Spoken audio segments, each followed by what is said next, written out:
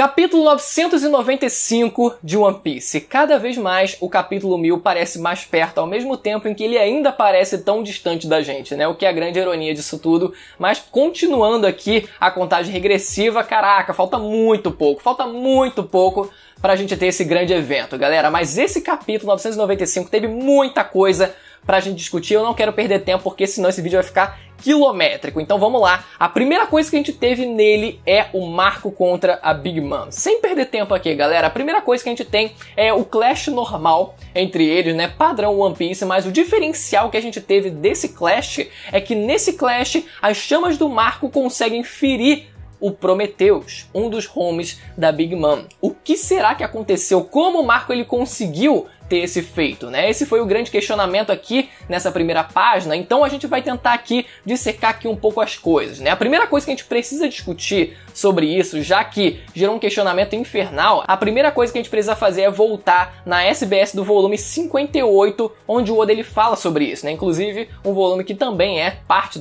da Guerra de Marineford, né? Ainda estava nesse arco da guerra, e o Oda ele explica um pouco mais sobre as chamas do Marco e a diferenciação das chamas dele para as chamas do Ace, por exemplo. Então a gente precisa aqui recitar exatamente a fala dele para a gente tomar como base e depois a gente partir para as teorias e as discussões. Vamos lá, galera, ele diz o seguinte: vou explicar só um pouco dos poderes do Marco. Primeiro, ele é uma Zoan, por isso tem um corpo físico. Entretanto, graças aos poderes da Fênix e das suas chamas azuis da ressurreição, seus ferimentos se regeneram e os ataques físicos se tornam inúteis contra ele. Apesar dessa regeneração ter um limite. Na verdade, essas chamas azuis não têm as mesmas propriedades de chamas reais, já que não emitem calor, e se liguem só, e não queimam nada. Elas são completamente diferentes das chamas do Ace. Pode ser que eventualmente elas apareçam mais na história, mas por enquanto é só isso que eu vou dizer. Então, mais uma vez, foco no trecho onde ele diz: não queimam nada. E nesse caso a gente vê ele queimando o Prometheus também, né? Ele não parece que cortou com as garras, ele não parece que fez outra coisa. Ele parece que queimou mesmo o Prometheus. Então como será que isso aconteceu? Será que o Oda ele decidiu mudar essa ideia da fruta? Porque parece que naquela época ele já pretendia, né? Já tinha pelo menos alguma ideia por alto de a intenção, pelo menos, de explorar esses poderes um pouco mais minuciosamente. Pode ser que na época ele ainda não tivesse esse conceito ainda pré-concebido, mas mesmo que ele tivesse, ainda dá pra forçar um pouco a interpretação e dizer que, olha, de forma geral as chamas não queimam nada, mas essa exceção aqui a gente vai trabalhar depois. O que a gente sabe é que esses homies eles são imunes até mesmo ao Haki do Armamento, quando a gente vê o Luffy tentando enfrentar o Prometheus e não conseguindo causar dano. O único que conseguiu causar dano foi o Brook, partindo das suas habilidades do submundo, ele conseguindo extrair os poderes do submundo e assim dessa forma causando dano até numa figura mística, até mesmo numa alma. Então foi um conceito interessante, foi uma exceção interessante de ser trabalhada, né? Agora a gente tem também o Marco conseguindo causar dano. Uma das explicações que deram para esse feito, que eu achei muito interessante, parte do RPG japonês, que eu não entendo absolutamente nada, mas eu sei que algumas pessoas entendem, então eu pedi para que elas explicassem para mim qual seria exatamente essa explicação. E basicamente o que a gente tem aqui, geralmente nos RPGs japoneses, quando se tem um poder de cura, uma habilidade de cura, essa habilidade tende a causar dano, normalmente causa dano em seres não vivos. E essa lógica estaria sendo aplicada aqui também em One Piece, né? Talvez o Oda ele tenha tido alguma inspiração aí em RPG japonês e tenha aplicado essa lógica também.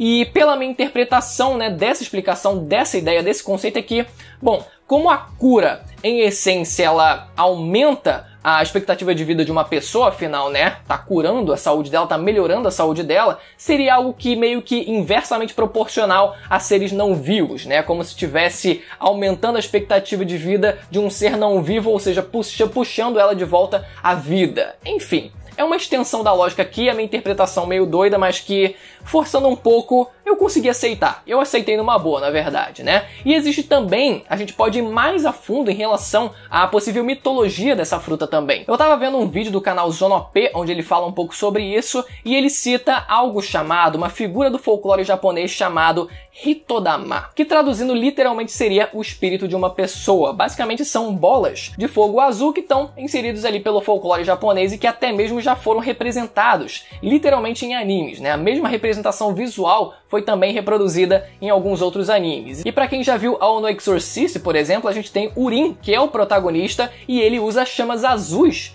para conseguir causar dano em demônios ou criaturas místicas. Então, assim como a gente teve em Ao no Exorcist, talvez seja o fato das chamas azuis elas estarem sendo usadas de forma também mística para causarem dano em seres não vivos, em seres espirituais ou até demônios, enfim, nesse caso causando dano em almas. É algo que eu espero que seja mais bem explicado dentro do mangá, porque até então a gente tem que forçar um pouco a barra aqui para tentar entender como diabos isso aconteceu, mas provavelmente tem minimamente alguma coisa a ver com isso, com o misticismo da própria fruta. Se vocês lembrarem, né, como o Oda ele classifica as chamas, ele diz chamas azuis da ressurreição, então já trata como algo um pouco místico ali, né, já carrega um pouco dessa pegada, então tendo a ver com vida, ressurreição, alma, a gente estende um pouco a lógica ali, acaba caindo nessa ideia aqui do RPG ou na ideia também aqui das chamas azuis, né, na Hitodama, por exemplo. Mas vamos deixar essa explicação ser dada pelo próprio mangá e seguir adiante. Um ponto também que eu queria tocar é o fato do Marco ele dizer na primeira página ainda que ele não sabe o papel dele ainda nessa guerra. Pode ser que ele dê um caldo ainda dos homens da Big Mom para se enfraquecer ela por definitivo ali no combate, mas todo mundo sabe, acredito que eu e todo mundo aqui sabe também que o papel dele vai ser lutar contra o King, querendo ou não. Só que a luta continua e a Big Mom agarra o Marco pelo pescoço como se fosse uma galinha, segura ele como se fosse uma galinha assim, e já começa a ficar no desespero sentindo ali o pescoço apertar também. Caraca, meus amigos. Olha, depois entra o Perospero ali querendo dar a flechada ali de doce na cabeça do Marco. Ele dizendo, já queria matar você já há um tempão, mano. Já tive... Porra. Mas eu queria muito que a Big Mom tivesse deitado o Marco assim no chão, assim, ó. Pego ele assim no chão, empurrado no chão e começasse a marretar ele assim, ó. Bow! Bow!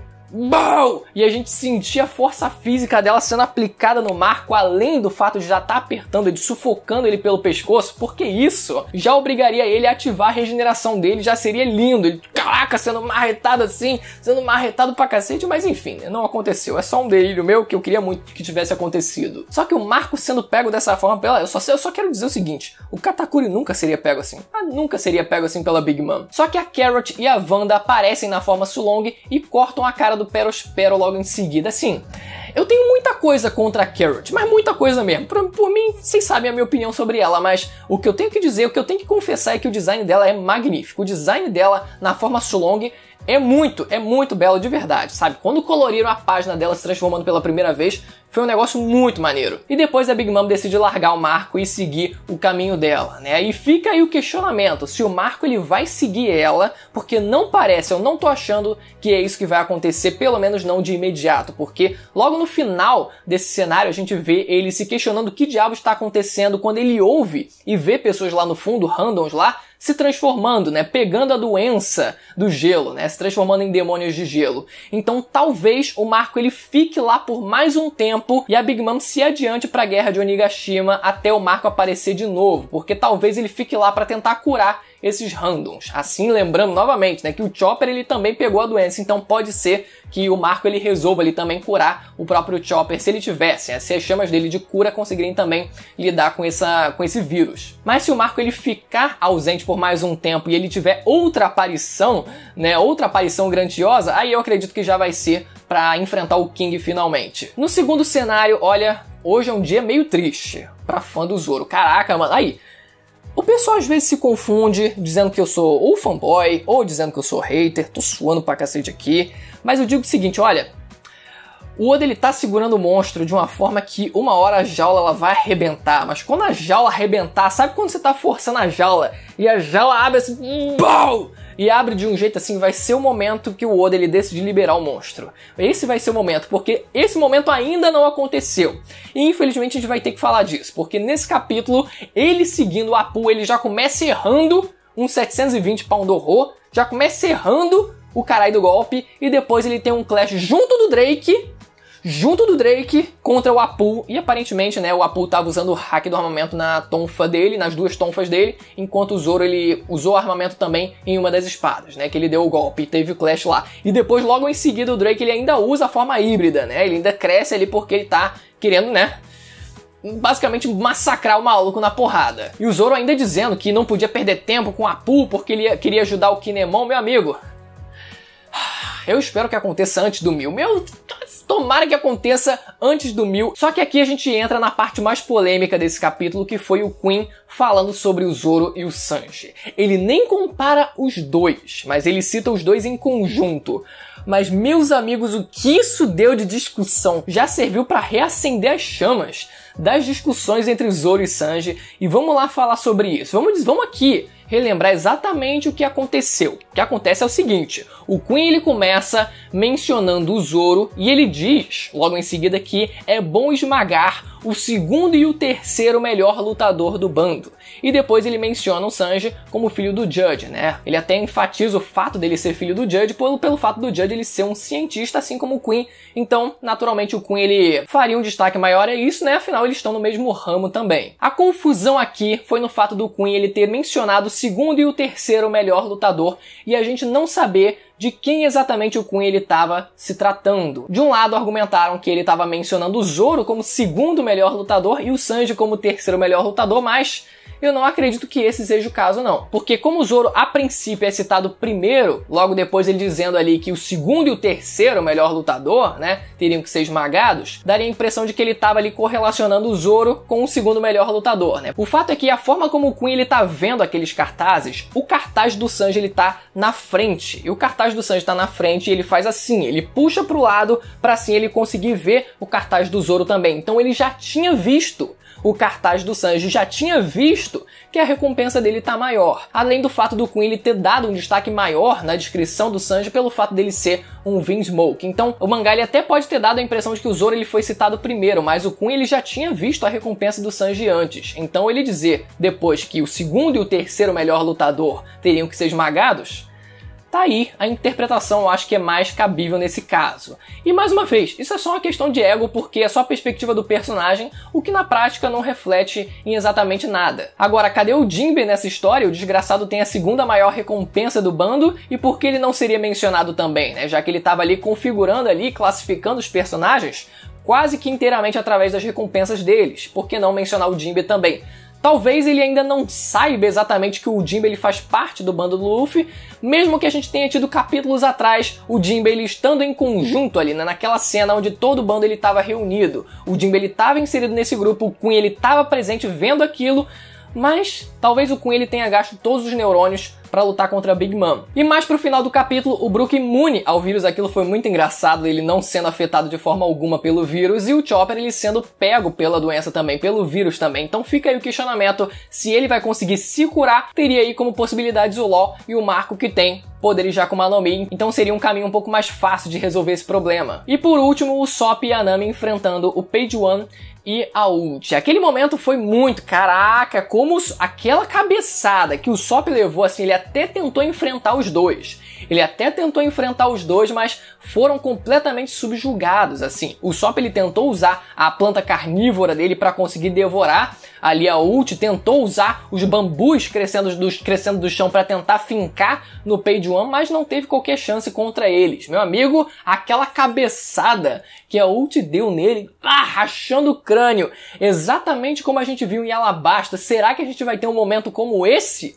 Porque em Alabasta, ele não hesitou como a gente viu nesse capítulo, porque a Nami, também do jeito medrosa dela, estava hesitando em querer dizer ali que ele seria o rei dos piratas, né, que o Luffy ele seria o rei dos piratas, mas o Sop, no background ali, tava dizendo, não tem problema mentir, é só uma mentira de leve e tal, não sei o que, mas a Nami, ela fala a verdade, e a Nami, a gente nunca viu ela sangrando da forma como ela sangrou nesse capítulo. A gente não viu as cabeçadas que ela levou, mas ela já tinha levado, e a cabeça dela tava completamente ensanguentada, e ela no final do capítulo dizendo, não, ele vai ser o cara que vai ser o rei dos piratas, né? Então mais uma do bando a dizer a clássica frase já, né, de que o Luffy ele vai se tornar o rei dos piratas, acreditando realmente no potencial dele. Agora, o que eu quero ver é se o Sop ele vai conseguir corresponder à expectativa, porque essa semelhança com a Alabasta eu não acredito que tenha sido à toa. Então pode ser que Quem sabe que a motivação da Nami contagie ele e assim eles consigam ali reverter o cenário.